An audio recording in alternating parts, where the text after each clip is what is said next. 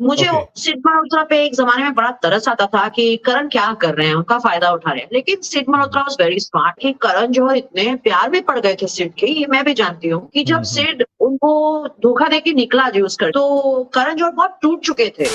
देखो, बात जब किसी टैलेंटेड एक्टर से उसका हक छीन के एक स्टार किड को देने की आती है तो करण जौहर ही सबसे आगे खड़े मिलते हैं, मानो कि उनको टैलेंटेड आउटसाइडर से नफरत ही हो। बट अगर मैं आपसे ये कहूँ कि एक ऐसा आउटसाइडर है जो करण जौहर के लिए बाकी स्टार किड से भी ज्यादा स्पेशल है, और करण जौहर ने उस आउटसाइडर के लिए इतना तक किया है जितना उन्होंने अपने खास दोस्त डेविड धवन के बेटे वरुण धवन के लिए नहीं किया। और उस आउटसाइडर ने अपने करियर में 90% मूवीज फ्लॉप दी हैं, बट फिर भी धर्मा प्रोडक्शन ने उसको 7 मूवीज अपनी तरफ से ऑफर करी हैं। हाँ तो भाई, मैं जिस आउटसाइडर की बात कर रहा हूँ उनका नाम है सिद्धार्थ मल्होत्रा। तो चलो आज जानते हैं कि उनमें ऐसी क्या बात है कि करण जौहर, जिसको नेपोटिज्म का देवता बोला जाता है, वो उनके लिए सबको साइडलाइन कर देता है। और क्या सिद्धार्थ मल्होत्रा और कियारा आडवाणी की शादी केवल एक दिखावा है उनके पर्सनल इंटरेस्ट को छुपाने के लिए, या फिर इन दोनों ने मिलकर के करण जौहर को बहुत बड़ा वाला चूना लगाया है? बने रहो इस वीडियो में, आज सब कुछ डिकोड करेंगे विद प्रूफ्स। तो देखो, करण जौहर और सिद्धार्थ मल्होत्रा की इस कंट्रोवर्शियल रिलेशनशिप को समझने के लिए हमें इनके करियर के शुरुआती दिनों में जाना पड़ेगा। तो देखो भाई, सिद्धार्थ मल्होत्रा एक टोटल आउटसाइडर हैं जिनका बॉलीवुड से कोई कनेक्शन नहीं था, और वो एक बिल्कुल नॉर्मल से बैकग्राउंड से आते हैं जहाँ पे उनके फादर एक एक्स नेवी मर्चेंट थे और उनकी मदर एक हाउसवाइफ। और इसी वजह से सिद्धार्थ को पता था कि उनका एक्टिंग में कुछ नहीं होने वाला और वो बिना किसी की मदद से ऊपर नहीं चढ़ सकते। और उन्होंने काफी टाइम तक मॉडलिंग करी और अपने गुड लुक्स की वजह से उनको काम भी मिल जाता था, जिसके बाद उन्होंने 2-3 साल सेम यही काम किया, बट उनको कोई बड़ा ब्रेक थ्रू नहीं मिल रहा था। और कुछ टाइम बाद इसीलिए वो समझ गए थे कि इंडिया में इसका कोई स्कोप नहीं है और उनका इससे घर भी नहीं चलने वाला, और इसीलिए वो अपना मॉडलिंग वाला काम छोड़ देते हैं और असिस्टेंट डायरेक्टर के रोल्स के लिए अप्लाई करने लग जाते हैं। क्योंकि सिद्धार्थ मल्होत्रा को ये यकीन था कि उनका गुड लुकिंग फेस होने के बाद भी उन्हें डायरेक्टली किसी एक्टर का रोल मिल जाएगा, ये बहुत ही मुश्किल है नेपोटिज्म की वजह से। और इसीलिए उन्होंने इस इजी पोजीशन को टारगेट किया इस इंडस्ट्री में घुसने के लिए, एंड एक्चुअली उन्हें धर्मा प्रोडक्शन से एक कॉल भी आ जाता है, और ये कॉल उनकी जिंदगी बदल देता है। क्योंकि धर्मा प्रोडक्शंस की तरफ से आया हुआ ये कॉल उनको शाहरुख खान की आ रही नई movie my name is Khan में एक असिस्टेंट डायरेक्टर के रोल के लिए आया होता है। और ये कोई स्कैम कॉल नहीं होता है, उनको ये जॉब मिल जाती है जहाँ पे वो करण जौहर के साथ और एसआरके के साथ काम भी करते हैं। अब अगर तुम इस सिचुएशन को ध्यान से देखोगे तो एक ऐसा लड़का जो एक स्ट्रगलिंग मॉडल था, जिसको मुंबई में कोई नहीं जानता था, उसे मुंबई की सबसे बड़े प्रोडक्शन कंपनी का कॉल आता है एज असिस्टेंट डायरेक्टर वर्क करने के लिए, वो भी एसआरके की मूवी में। पर कुछ लोग ये भी बोलते हैं कि 2012 में सिद्धार्थ मल्होत्रा ने एक टीवी के लिए एड शूट किया था, और करण जौहर ने जब उस एड को देखा था तब ये इनको बहुत पसंद आ गए थे, और इसीलिए उन्होंने ये असिस्टेंट डायरेक्टर का रोल इनको ऑफर कर दिया था। पर एक ऐसे इंसान को जिसको डायरेक्शन का कोई नॉलेज ना हो, उसे सिर्फ एक एड देख करके इतना ज्यादा पसंद कर लेना कि उसे एसआरके की मूवी का असिस्टेंट डायरेक्टर बना देना थोड़ा सा शॉकिंग था। अब अगर तुम ये सुन के भी शॉक नहीं हुए हो, तो सिद्धार्थ मल्होत्रा ने जब एसआरके के साथ इस मूवी पे काम किया था, एग्जैक्टली उसी टाइम पे ये करण जौहर को इतने ज्यादा पसंद आ गए थे कि करण जौहर ने अपनी अगली आ रही मूवी में इनको कास्ट कर लिया था। और जिस मूवी की मैं बात कर रहा हूँ वो कोई छोटे मोटे बजट की मूवी नहीं थी, वो एक बड़े बजट की फुल फ्लेश्ड मूवी थी जिसका नाम था स्टूडेंट ऑफ द ईयर। अब करण जौहर के इस डिसीजन के बाद सिद्धार्थ मल्होत्रा हर न्यूज में छाए हुए थे, क्योंकि वो 2 बड़े बॉलीवुड नेपो किड्स के साथ डेब्यू करने वाले थे।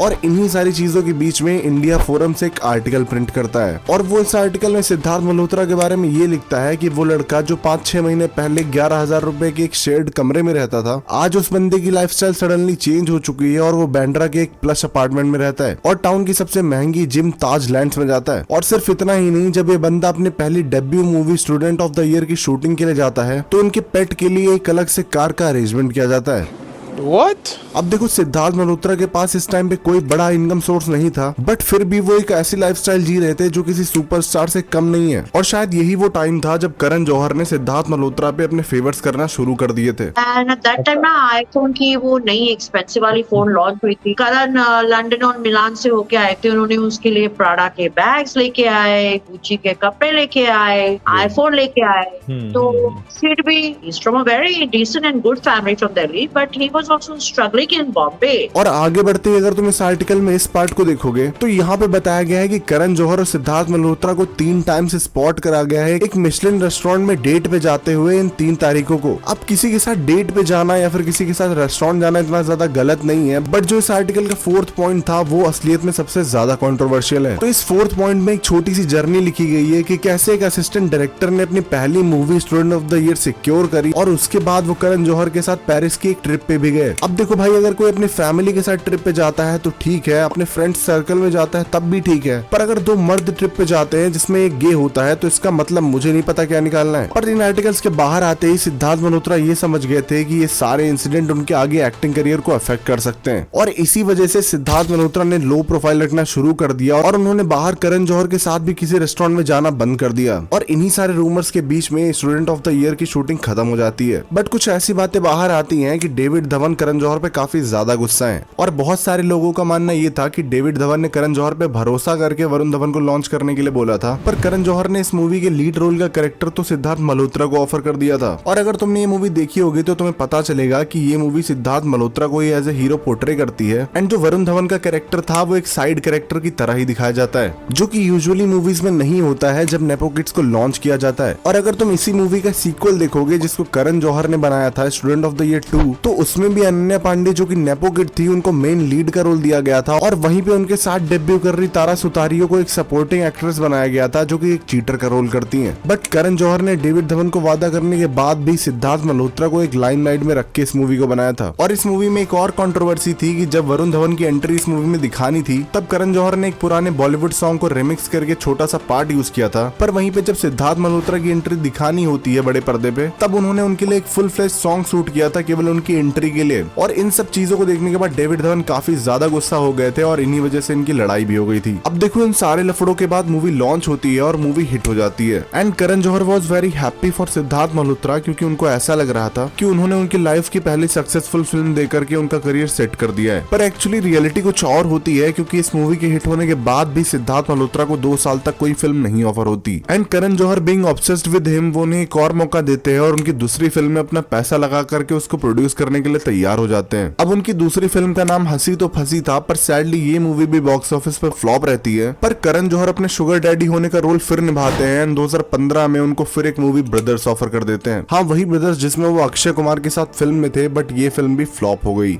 और क्योंकि इस मूवी में करण ने अपने पैसे लगाए थे जिसकी वजह से उनका लॉस भी हुआ, पर अगेन उन्होंने अगले साल सिद्धार्थ को एक नहीं 2 फिल्म्स ऑफर करी। पहली थी कपूर एंड सन्स और दूसरी थी बार बार देखो। अब कपूर एंड सन्स ने तो अपने बॉक्स ऑफिस पे पैसे रिकवर कर लिए थे, पर बार बार देखो को ऑडियंस ने एक बार भी नहीं देखा और ये अपने बजट का 50% पैसा भी रिकवर नहीं कर पाई, और ये मूवी भी बॉक्स ऑफिस पे डिजास्टर ही साबित हुई। और इन सारी फ्लॉप मूवीज के बाद बहुत सारे डायरेक्टर समझ चुके थे और उन्होंने मना कर दिया था कि वो सिद्धार्थ मल्होत्रा के साथ काम नहीं करेंगे। और इसीलिए जब सबने बोल दिया था कि कोई उनके साथ काम नहीं करेगा, तब करण जौहर ने ये कहा, बर्बादी की हद तक करेंगे। और इसी वजह से करण जौहर ने 2017 में उन्हें एक बार फिर एक मूवी में कास्ट कर लिया, और इस मूवी का नाम था इत्तेफाक। और बिना किसी इत्तेफाक के ये मूवी बॉक्स ऑफिस पे फ्लॉप रही और करण जौहर का पैसा फिर डूब गया। अब इतनी सारी फ्लॉप्स देने के बाद सिद्धार्थ मल्होत्रा को कोई बड़ी मूवी नहीं मिल रही थी, इसीलिए उन्होंने 3 छोटी मूवीज एक्सेप्ट कर ली, और वो तीनों मूवीज थी अय्यारी, जोवरिया जोड़ी और मरजामा। अब मैं तुम्हें बताऊंगा तो तुम शायद यकीन ना करो, पर ये तीनों मूवी फ्लॉप थी, और इस चीज को उनके करियर का एंड भी माना जा रहा था, क्योंकि इन्होंने लगातार 4-5 फ्लॉप मूवीज दी थी और इनका कोई फैन बेस भी नहीं था जो इन्हें सपोर्ट करे। पर इससे पहले सिद्धार्थ मल्होत्रा का करियर खत्म होता, उनके शुगर डैडी करण जौहर वापस आते हैं और उनका हाथ पकड़ते हैं और उनको एक बहुत ही बड़े बजट की मूवी शेरशाह ऑफर कर देते हैं। और ये वो टाइम था जब सिद्धार्थ मल्होत्रा की किस्मत बदल जाती है, क्योंकि इस मूवी में सिद्धार्थ और कियारा की केमिस्ट्री प्लस देशभक्ति का मसाला काम कर जाता है, और ये मूवी OTT पे लॉन्च होते ही इंस्टेंट हिट हो जाती है। और इस मूवी को सिद्धार्थ मल्होत्रा का कमबैक मान लिया जाता है, और उनकी कियारा के साथ केमिस्ट्री देख करके करण जौहर उनको भी 2 मूवीज ऑफर कर देते हैं। और वो दोनों कोई आम मूवीज नहीं थी, बल्कि बिग बजट मूवीज थी, जैसे कि जुग जुग जियो और गोविंदा नाम मेरा। अब ऐसा करण जौहर इसलिए कर रहे थे क्योंकि वो सिद्धार्थ मल्होत्रा और कियारा आडवाणी को पेयर करना चाहते थे, और ये चीज करण जौहर ने पहले भी कर रखी थी। जब student of the year I थी तब उनका नाम आलिया भट्ट के साथ जोड़ करके, और इसीलिए कियारा आडवाणी को भी वो सारे फेवर्स मिलने लग गए थे। और अगर तुम कियारा आडवाणी की हिस्ट्री भी देखो तो उनकी लाइफ की सबसे बड़ी 5 फिल्म्स करण जौहर ने उनको ऑफर करी हैं। पर जब इन तीनों लोगों की कहानी मस्त चल रही थी तब इनके लाइफ में एक ऐसा ट्विस्ट आता है जो हर चीज को बदल देता है, क्योंकि भाई शेरशाह के बाद सिद्धार्थ मल्होत्रा को 3 मूवीज मिली थी, जो की थी थैंक गॉड, मिशन मजनू और लास्ट में योद्धा, जिसको करण जौहर खुद प्रोड्यूस कर रहे थे। बट गेस व्हाट, ये बंदा तीनों मूवीज को फ्लॉप कर देता है और प्रोड्यूसर्स की एक बार फिर लुटिया डुबा देता है। लेकिन इस टाइम पे केवल सिद्धार्थ मल्होत्रा के साथ बुरा नहीं होता, बल्कि करण जौहर के साथ भी होता है, क्योंकि रिसेंट ईयर्स में हुए बाइकॉट के बाद उनकी बड़ी बड़ी मूवीज जैसे कि सूर्यवंशी एंड जुग जुग जियो मुश्किल से अपना बजट भी कवर नहीं कर पा रही थी, और उसके बाद सम्राट, पृथ्वीराज, लाइगर और सेल्फी जैसे बड़ी बॉक्स ऑफिस डिजास्टर्स की वजह से करण जौहर को अपना 50% स्टेक तक बेचना पड़ गया। और इन्हीं सब चीजों की वजह से इस टाइम पे आते आते सिद्धार्थ सिद्धार्थ और कियारा को समझ में आ चुका था कि करण जौहर अब उन पे वो बड़े बड़े फेवर्स नहीं कर सकते और उनकी ज्यादा दिनों तक मदद नहीं कर सकते, और इसीलिए उन्होंने अपनी ऑन स्क्रीन केमिस्ट्री और ऑफ स्क्रीन रिलेशनशिप को ध्यान में रखते हुए सेफ प्ले किया और शादी कर ली। अब कुछ लोग इस शादी को एक लेवेंडर मैरिज मानते हैं क्योंकि इसको केवल पैसे और फेम को ध्यान में रखते हुए केवल प्रॉफिट के लिए किया गया, लेकिन कुछ लोग ये भी कहते हैं कि इन दोनों ने करण जौहर का फायदा उठाया और जब करण जौहर लॉस में चले गए तब इन लोगों ने अपना रास्ता साफ करते हुए शादी कर ली। और शायद इन्हीं सारी चीजों को एड्रेस करते हुए सिमी चंदोका, जो कि एक बॉलीवुड जर्नलिस्ट है, एसआरके की क्लोज फ्रेंड है, उन्होंने अपने इंटरव्यू में ये बोला था कि जब सिड उनको